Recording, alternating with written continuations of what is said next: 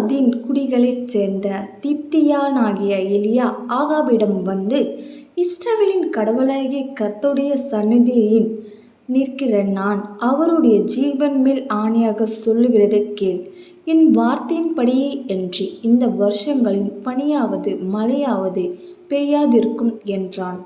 பின்பு கர்த்தருடைய வார்த்தை அவனுக்கு வந்தது, நீ இவ்விடத்தை விட்டு கீழ் திசைக்குப் போய் யோர்தானுக்கு நேராய் ஓடுகிற கேரியத் நீரண்டையில் ஒளிந்து கொண்டிரு. அந்த நீரோடையில் தண்ணீரை குடிப்பாய் என்று சொன்னார்.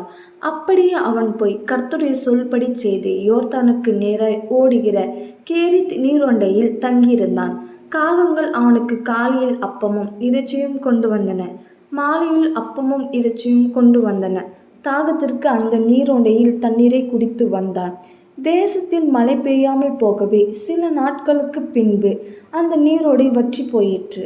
திரும்பவும் கர்த்தருடைய வார்த்தை அவனுக்கு வந்தது, நீ எழுந்து சீதோக்கு அடுத்த ஷேப்ராத் ஊருக்கு போய் அங்கே தங்கியிரு.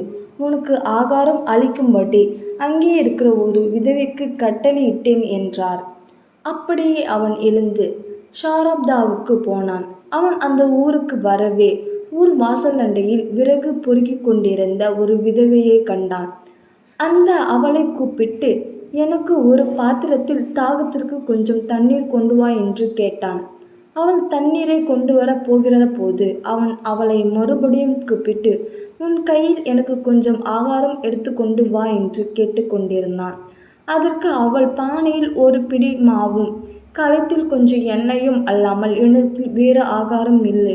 உமது கடவுளாகிய கர்த்தரின் ஜீவன் மேல் ஆணை, பாரும் 2 சுள்ளி விறகு பொறுக்கி இருக்கிறேன். வீட்டில் உள்ளதை எனக்கும் என் பிள்ளைக்கும் சமையல் செய்ய போகிறேன். அதை சாப்பிடவும் பிற்பாடு சாக வேண்டியதுதான் என்றாள். எலியா அவளை பார்த்து, பயப்படாதே, போ, நீ சொல்லுகிறபடியே சமையல் செய். ஆனாலும் முதலாவது அதில் எனக்கென்று ஒரு சிறிய அடையை செய்து என்னிடம் கொண்டு வா. பின்பு உனக்கும் உன் குமாரனுக்கும் செய்யலாம். இஸ்ரவேலின் கடவுளாகிய கர்த்தர் சொல்லுகிறதை கேள். கர்த்தர் தேசத்தின் மழையை கட்டளையிடும் நாள் மட்டும் உன் பானையில் மா செலவழிந்து போவதும் இல்லை, கலக்கசத்தின் எண்ணெயை இல்லாமல் போவதும் இல்லை என்றான். அவள் போய் எலியாவின் சொற்படியே செய்தாள். அவளும் இவனும் அவள் வீட்டாரும் பாலனால் சாப்பிட்டார்கள். கர்த்தர் எலியாவை கொண்டு சொன்ன வார்த்தையின்படியே பானையின் மா செலவழிந்து போகவும் இல்லை, கலக்கசத்தின் எண்ணெய் இல்லாமல் போகவும் இல்லை.